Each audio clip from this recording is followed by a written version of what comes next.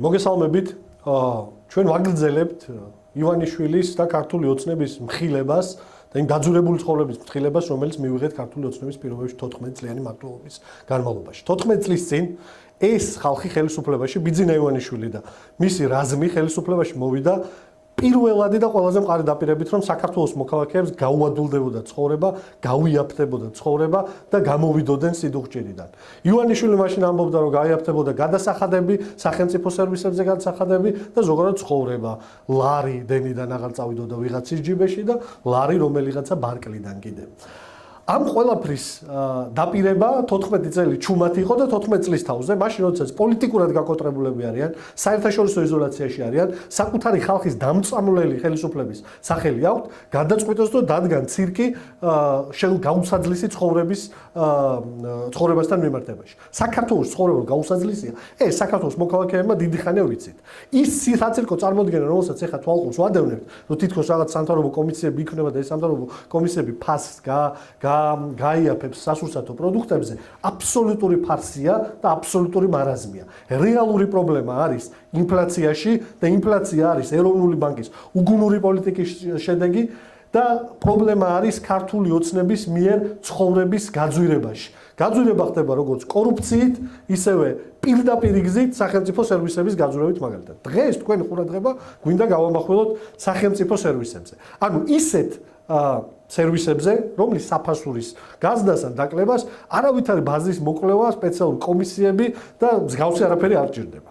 ჩვენ ვადევნებთ თვალყურს ამ ქვეყანაში, რომ 2019 წლიდან ტენდენცია იწყება და დღევანდელ დღემდე ჯამში შეგვიძლია ვთქვათ, რომ საშუალოდ 200%-ით არის გაზრდილი საფასურები სახელმწიფო სერვისებზე. ანუ ივანიშვილი აძვირებს და ივანიშვილი აღარიბებს. ერთადერთი მიზეზით, რომ უფრო მარტივად მართოს. უფრო მარტივად მართოს გაჭირვებული საზოგადოება, რომელიც ყოველდღიურად ფიქრობს იმაზე, რითი გამოიკვებოს. არავითარი ლოგიკა არ აქვს. არც საწვავი არ გაძვირებია და არც დენის საფასური იმას, რომ პასპორტის აღების საფასური არ უნდა გაორმაგებულიყო. რომ პირადობის მოწმობის საფასური არ უნდა გაორმაგებულიყო. რომ ჯარიმები ტაქსის ადგილას პარკირებაზე არ უნდა გაორმაგებულიყო მაგალითად. რომ ჯარიმები არასწორად პარკირებაზე 10 ლარის მაგალითად 50 ლარი არ უნდა გამხდარიყო. რომ საპასპორტო სერვისები, ქონების რეგისტრაცია, რა ვიცი, სტატუსის ცვლილება მიწაზე, ყოველდღიური სერვისები, რომლის მომხმარებელიც მილიონამდე ქართველი ალბათ ყოველდღიურად მთელი საქართველოს მასშტაბით 2019 წლიდან დღემდე ამ სერვისებზე ფასი გაიზარდა კატასტროფულად. პასპორტი 100-დან 150 ლარი, პირადობა 30-დან 60 ლარი, ქონების რეგისტრაცია 55-დან 150 ლარი, მანქანის გაფორმება 70 ლარიდან 200 ლარი. აქ მარტივი კითხვა ისმის, რა კომისია მოიძიებს ამ ფასებს? ვინ არიან ის ხალხი, ვინც ახლა დადგებიან და კიდევ ერთ სპექტაკლს დადგავდა ამას გამოიკვლევთ.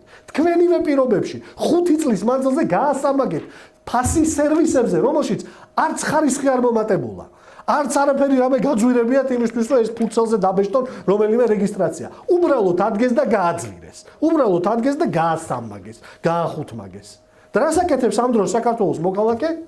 რას უყურებს პარალელურად გაძვირებული სერვისებისა, გაორმაგებული პურის ფასისა, გაორმაგებული ფასებისა ყველა პროდუქტზე და ადევნებს ახლა თვალყურს საცირკო წარმოდგენას, რომ ვიღაც გაურკვეველი ხალხი შეიკრიბება სუსის სპეცოპერაციებით შეამტრევს ოფისების კარებს ბიზნესის წარმომადგენლებთან, საქართველოში დააშინებენ ბიზნესს, ბოლოს მივიღებთ პროდუქტების დეფიციტს, ბოლოს მივიღებთ იმას, რომ ამ ქვეყანაში წესიერ ბიზნესს აღარავინ არ აკეთებს, ისედაც შეგახსენებთ, რომ პირდაპირ ინვესტიცია ამ ქვეყანაში აღარ შემოდის, სოფლის მეურნეობა აღარ არსებობს, ჩვეულებრივ მომხმარებელთა ჯგუფად არის ჩამოყალიბებული და არაფერი ნიშანწყალი არ აქვს ამ ქვეყანას, რომ ის ნამდვილი სრულფასოვანი სახელმწიფო და ქვეყანა არის. და აი ამ ვითარებაში საკუთარ თავს იმის უფლებას აძლევენ აი ამ გაზრდილი სერვისების ფასებით. პასპორტის ფასი, აი ესე უბრალოდ ერთ დღეს რომ გაიღვიძეს და გააორმაგეს და სტანდარტული ჯარიმის ფასი გაახუთმაგეს, რომ აი ამას უნდათ რომ უშუალო სუსის გამოძიებით, სპეცოპერაციებით და კომისიებით, რომლებშიც გაურკვეველი და გაუნათლებელი ხალხი უნდა შეყარონ.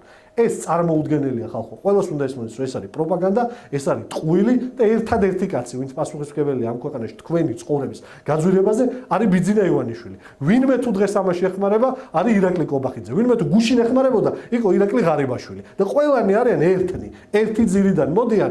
ამიტომ ეს ზღაპრები რომ ვიღაცა კეთილი ბიჭია და ვიღაცა არა, თავისთვის შეუძლიათ შეინახოთ. მადლობა.